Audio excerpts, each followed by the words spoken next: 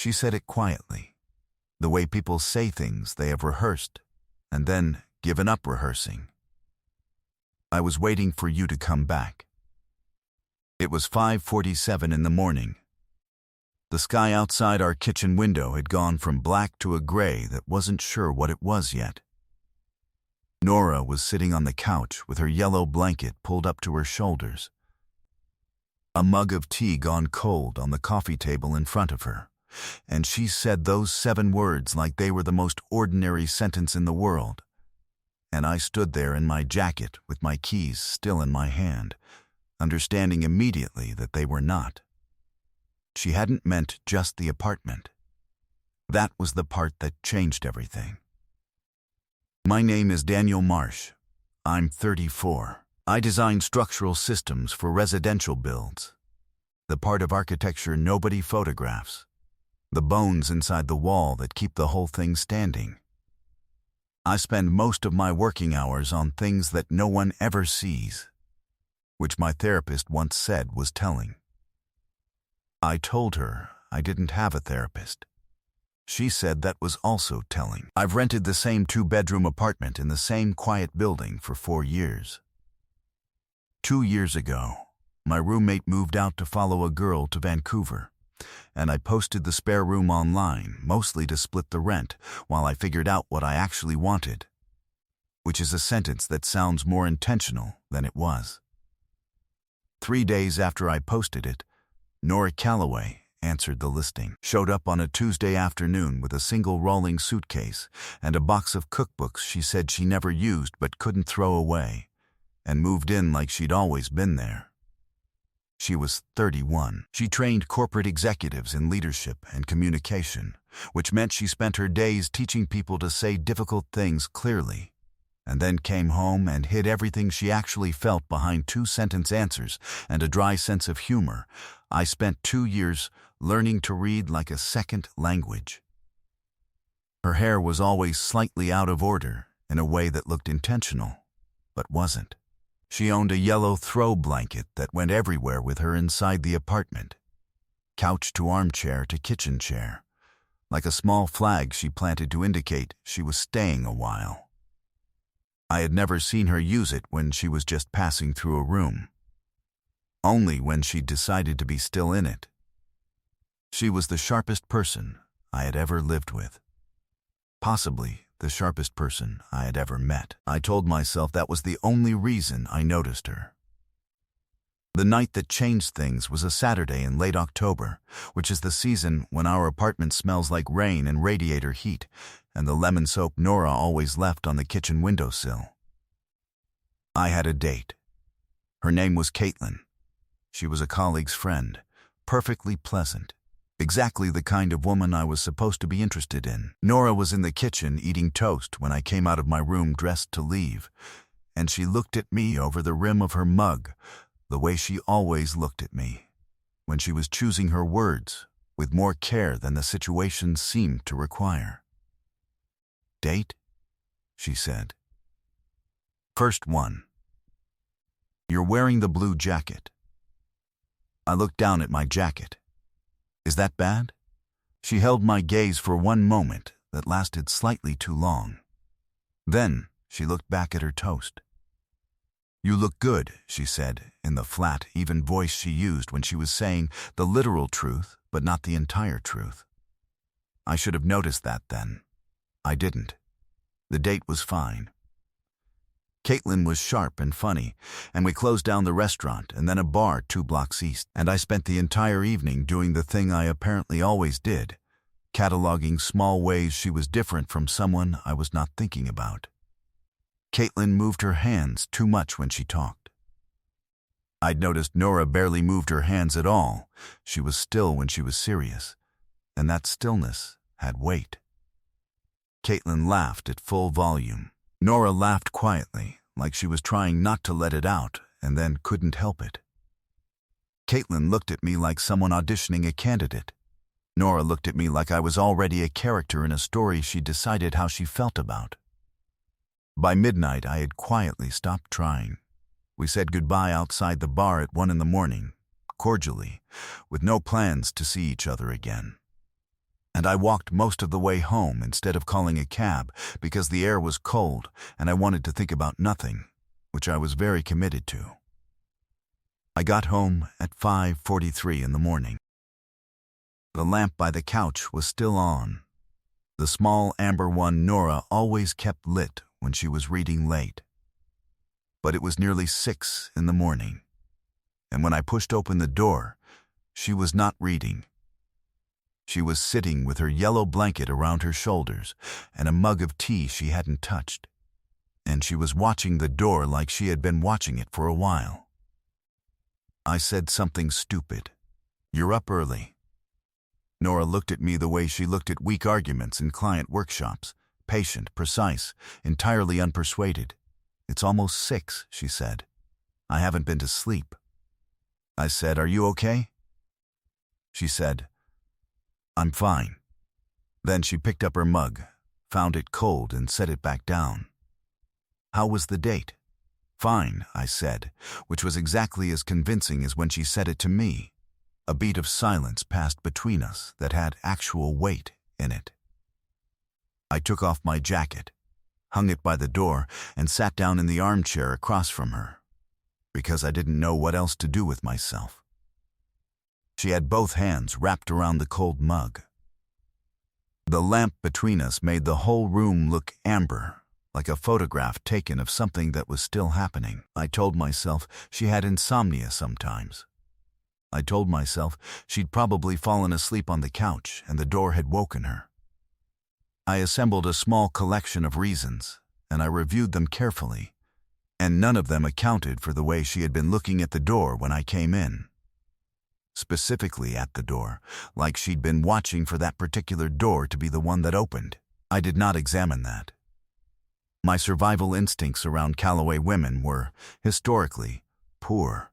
The thing was, I'd been collecting evidence for months without naming what I was doing. There was the contact name. 2 months earlier, I'd borrowed her phone to check a bus route when mine had died, and the first thing I saw on her screen was my name in her contacts. Not Daniel or Marsh or any version of those. She'd saved me as D. M. Home. I handed the phone back without saying anything and spent the next 3 days deciding it meant nothing, which is what you do when you are afraid of what it means. I was very thorough about it. There was the sister incident. Nora's younger sister Maya had come to visit in September, and the 3 of us had eaten dinner together. And at some point Maya had looked at me across the table, unprompted, directly, and said, "She talks about you like you're a whole separate category, not just a roommate thing." Nora had said Maya in a tone I'd never heard her use before, quiet and precise, which was somehow worse than if she'd been loud about it. Maya had smiled into her wine glass. I had decided Maya was just that way with everyone, which required me to ignore how specifically she had been looking at me when she said it. There was the couch. We watched films together sometimes on weeknights, and at some point in the past year I had noticed that the distance between us on the cushions had quietly closed. Not suddenly, gradually, over months, 1 inch at a time, until we were close enough that I could feel the warmth of her through the air between us, and she never shifted away. Just pulled the yellow blanket tighter around her, like a decision she'd made about proximity that she was choosing not to undo. There was the morning after my promotion. I'd come home and told her, half joking, bracing for the dry remark, and she'd looked at me and smiled the real smile, the one that was slower and took her whole face. And then she'd hugged me. Briefly, the kind of hug that starts as one thing and becomes another before either person decides what to do about it. She pulled back first, said, "You should eat something. You look like you forgot to have a feeling about this," and made scrambled eggs at 9 in the evening, and sat across from me while I ate, and asked me about the project with the particular attention of someone who already knew most of the story and had been waiting to hear how it ended. I thought about that evening often in the weeks after. I did not ask myself why. And now tonight, which kept returning to me as I sat across from her in the amber light, her blanket around her shoulders, her untouched tea going cold. She had stayed up all night. I could not construct a version of that fact that meant nothing. We sat in the living room without speaking for a while. Not the uncomfortable kind of silence. The kind that had mass to it, that was holding something, that neither of us was quite ready to put into words, but that we were both clearly inside. Outside, the sky had moved from gray to a pale, undecided pink. The radiator clicked once in the corner. The lamp made everything look like an interior thing, a protected thing, the kind of light that only exists at the edges of ordinary days. She had her knees drawn up under the blanket, her chin tilted slightly down. Her eyes were tired in a way that made her look younger and less defended than she usually allowed. She wasn't looking at me. She was looking at the space between us, the coffee table, the middle of the room. The way people look when they are deciding something and don't want the decision to be witnessed until it's made. I was doing the same thing. The apartment had that quality that comes just before the world wakes up, when everything is half a degree more honest than it usually manages to be.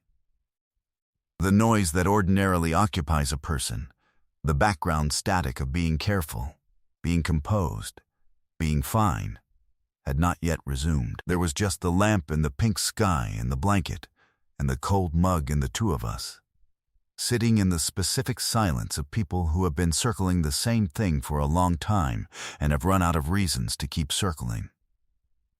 Nora set the mug gently on the table. She looked at me, and she said it the way she said the things she had decided to stop keeping. I was waiting for you to come back. She held my gaze for 1 second longer than felt safe. Then she turned toward the window, at the pale morning starting behind the glass, and said, quietly, like someone making a report rather than a confession, I don't know exactly when it started. I think it might have always been this way, and I just got tired of pretending it wasn't. The room did something. Or I did something in it. I didn't speak immediately, because my chest had done something that made words feel like the wrong first move. She had her eyes still turned to the window, her jaw set slightly the way it went when she'd said a true thing and was waiting to find out if it had been a mistake. That's not a roommate thing, I said. Carefully, she gave a short, quiet sound, not quite a laugh. No, she said. It isn't. She looked back at me then. There was no performance in her face. No management.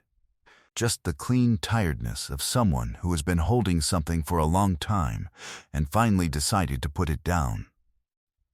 I said, you don't have to say anything else tonight. If this is the wrong morning or the wrong conversation, we can go make coffee and not discuss any of this until you're ready. Or never, if that's what you need.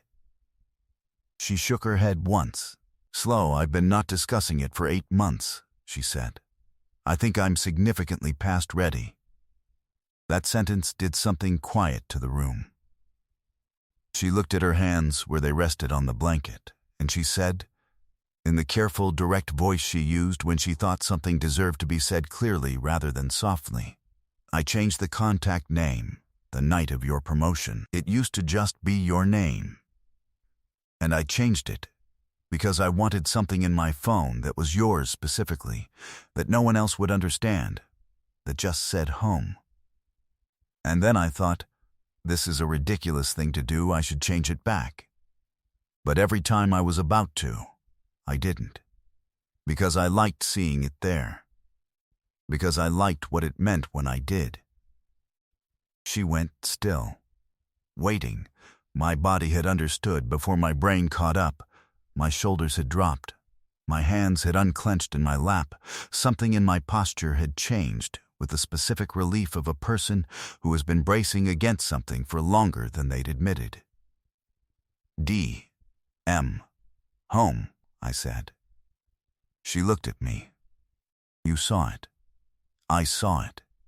I spent 3 days deciding it meant nothing. She let out a breath that was almost a laugh. I spent 8 months deciding that. Something in my chest shifted. Not dramatically. Precisely every time something happened, I said slowly, "You were the first person I wanted to tell." Good news, bad news, it didn't matter which. The thought would arrive, and it would have your name on it. I kept filing that under "She's a good friend." Every time, I was very committed to that explanation. She was watching me now. Not the way she watched arguments she was dissecting. The way she watched things she'd already decided how she felt about. "I didn't want to go out tonight," I said. "I went because it seemed like the thing a person who was fine would do. I spent most of the evening noticing things about her that weren't you, and I couldn't stop. And I didn't understand why I couldn't stop. And I walked home instead of taking a cab because I needed the cold air, and I still couldn't stop." That was the entire truth. I had not planned to say it that directly. It turned out that 5-something in the morning, with pink light starting at the window and the lamp burning, and the person who mattered most sitting across from me in a yellow blanket, was not a situation that left much room for being strategic about things. Nora looked at me. She leaned forward and set her hand on mine, just the light press of her fingers over my knuckles, careful and chosen, and she said, very quietly, "Then stop going on those." That was all. I turned my hand over and held hers, gently, like she was something I didn't want to startle. She didn't startle, she just held on, and her shoulder dropped 1/2 inch, like someone finally setting down something she'd been carrying in one hand for far too long. We sat like that in the early morning light, the lamp still on, the tea still cold. Outside, the pink was becoming something more certain. I thought, this has been here for a long time. I just finally stopped walking past it. Then her phone buzzed on the coffee table. We both looked at it. Maya, a text that read only, "Well?" followed by 2 question marks and a single nervous emoji. Nora looked at it. Then she looked at me, and for the first time since I'd come through the door, she smiled. Fully, helplessly, the way she smiled when something had caught her completely off guard, and said, "I may have told my sister why I was still awake at midnight." 6 weeks later, Maya came back for a weekend visit and announced over dinner that she deserved a finder's fee. We told her she was not wrong. 4 months after that, the spare room clause on Nora's lease technically lapsed. Neither of us brought it up. At some point, her cookbooks, the ones she never used but could not throw away, migrated from the spare room shelving to the kitchen counter. And that was that. Nothing had changed, and everything had changed. The way it always does when you finally stop treating the obvious thing like a secret. A year later, when people asked how we got together, we gave different accounts depending on who was asking. Nora said, "He came home at 5 in the morning looking slightly defeated, and something about that was very hard to leave alone." I said, "She stayed up all night, and then said 7 words that meant a completely different thing than how they sounded." Both of those were true. The lamp by the couch is still there. She still leaves it on when she's reading late. I still see the light under my door and feel something settle in my chest. Something I no longer have any reason to pretend is nothing. It wasn't a new feeling. I don't think it had ever been new. It had just needed the right morning, and the right cold mug of tea, and one person finally too tired to keep it to herself.